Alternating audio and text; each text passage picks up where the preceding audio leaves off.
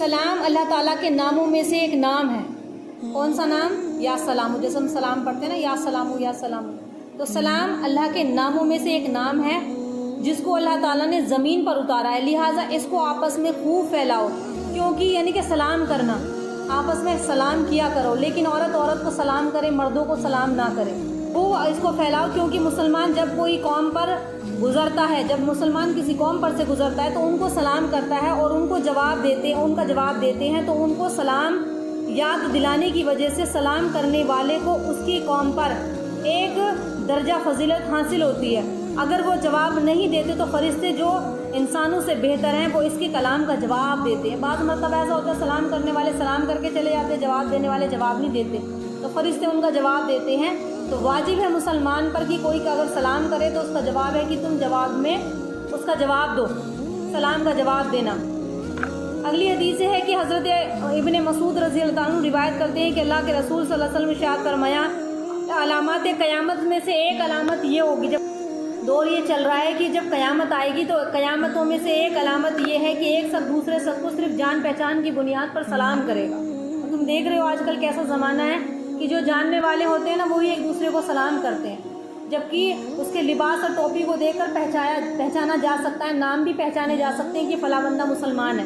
تو کوئی بھی انجان ہو کہیں بھی ہو، اب عورت بھی عورت کو دیکھ کر پہچان جاتی ہے کہ مسلمان ہے. کہیں ایسی مجلس میں گئے جو ہمارے جاننے والے نہیں ہیں لیکن پتہ تو ہے نا یہ سب مسلمان ہیں، تو ان کو سلام کرو. تو نہ کہ مسلمان ہونے کی بنیاد پر، یعنی کہ قیامت کے آنے سے پہلے جو سلام ہوگا وہ صرف اس بنا پر ہوگا کہ جان پہچان کی بنیاد رہ جائے گی. اس وجہ سے نہیں کریں گے یہ آپس میں مسلمان یہ کیا ہیں، یہ ہمارے جاننے والے ہیں. اور تم آج دیکھو یہی دور چل رہا ہے کہ اگر اور یہ بتایا کہ انسان دوسرے انسان کے شر سے چھپنے کے لیے سلام کرے گا. اس طرح کا دور یہ قرب قیامت سے پہلے آئے گا. تو اپنے آپ کو ایسا بناؤ، اور جو انسان سلام کو عام کرے نا، اللہ کے رسول نے فرمایا افشوا السلام بینکم، سلام کو آپس میں عام کرو. خوب اگر جو سلام کہے گا وہ کبھی انسان کے اندر کبھی کبر گھمنڈ پیدا نہیں ہوگا. ایک حدیث ہے کہ حضرت عمران بن حسین رضی اللہ عنہما سے روایت ہے کہ ایک صحابی نبی کریم صلی اللہ علیہ وسلم کی خدمت میں حاضر ہوئے تو انہوں نے السلام علیکم کہا. صحابی نے السلام علیکم کہا تو آپ نے ان کے سلام میں جواب دیا. پھر وہ مجلس میں بیٹھ گئے. آپ صلی اللہ علیہ وسلم نے ارشاد فرمایا کہ آپ صلی اللہ علیہ وسلم نے ارشاد فرمایا کہ ان کے سلام کے لیے اس وجہ سے ان کو 10 نیکیاں لکھی گئی. ایک بار جب السلام علیکم کہتا ہے تو 10 نیکیاں لکھی جاتی ہیں. پھر ایک اور صاحب آئے، انہوں نے السلام علیکم ورحمۃ اللہ کہا تو آپ صلی اللہ علیہ وسلم نے ان کے سلام کا جواب دیا. پھر وہ صاحب بیٹھ گئے. آپ صلی اللہ علیہ وسلم نے ارشاد فرمایا 20، یعنی کہ ان کے لیے 20 نیکیاں لکھی گئی. پھر ایک تیسرے صاحب آئے، انہوں نے السلام علیکم ورحمۃ اللہ وبرکاتہ کا پورا سلام کیا. تو آپ صلی اللہ علیہ وسلم نے فرمایا کہ جو جواب دیا، پھر وہ مجلس میں بیٹھ گئے تو آپ نے ارشاد فرمایا 30، یعنی ان کے لیے 30 نیکیاں لکھی گئی. تو دیکھو دن بھر میں ہم کتنی بار سلام کرتے ہیں تو نیکیاں لکھی جاتی ہیں. تو پورا سلام کرو السلام علیکم ورحمۃ اللہ وبرکاتہ. اور ایک حدیث میں آتا ہے کہ اللہ کے رسول نے ارشاد فرمایا لوگوں میں اللہ تعالیٰ کے قریب کا زیادہ مستحق وہ ہے جو سلام کرنے میں پہل کرے. اللہ کے قریب وہ انسان سب سے زیادہ پسندیدہ ہے جو سلام کرنے میں پہل کرے. اور اللہ کے رسول نے یہ بھی ارشاد فرمایا سلام میں پہل کرنے والا تکبر سے بری رہتا ہے. میں نے ابھی بتائی تھی نا یہ بات کہ سلام کرنے والا جو عام سلام کرے گا نا، اس کی عادت بن جائے گی سلام کرنے کی، تو اس کو کبھی بھی تکبر گھمنڈ نہیں ہوگا. ایک دوسری حدیث ہے کہ ارشاد فرمایا، اللہ کے رسول نے ارشاد فرمایا بیٹا جب تم اپنے گھر میں داخل ہوا کرو. حدیث مبارکہ حضرت انس رضی اللہ فرماتے ہیں کہ مجھ سے اللہ کے رسول نے ارشاد فرمایا کہ بیٹا جب تم اپنے گھر میں داخل ہو تو گھر والوں کو سلام کیا کرو. یہ تمہارے لیے، تمہارے گھر والوں کے لیے برکت کا سبب ہے. جب گھر سے باہر آدمی آئے نا تو جب گھر میں داخل ہو تو سلام کرے اور بسم اللہ کہہ کر گھر میں داخل ہو.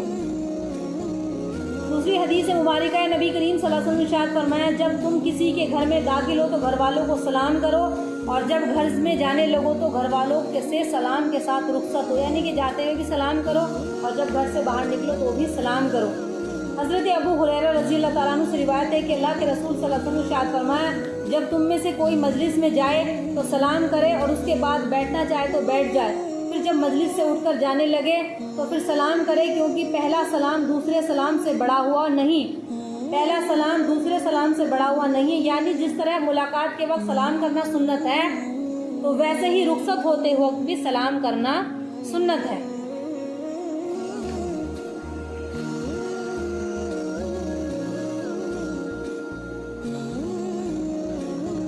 حضرت ابو ہریرہ رضی اللہ تعالیٰ عنہ سے روایت ہے کہ پیارے رسول نبی کریم صلی اللہ علیہ وسلم نے ارشاد فرمایا، چھوٹا بڑے کو سلام کرے، گزرنے والا بیٹھنے والوں کو سلام کرے، اور تھوڑے آدمی زیادہ آدمیوں کو سلام کرے۔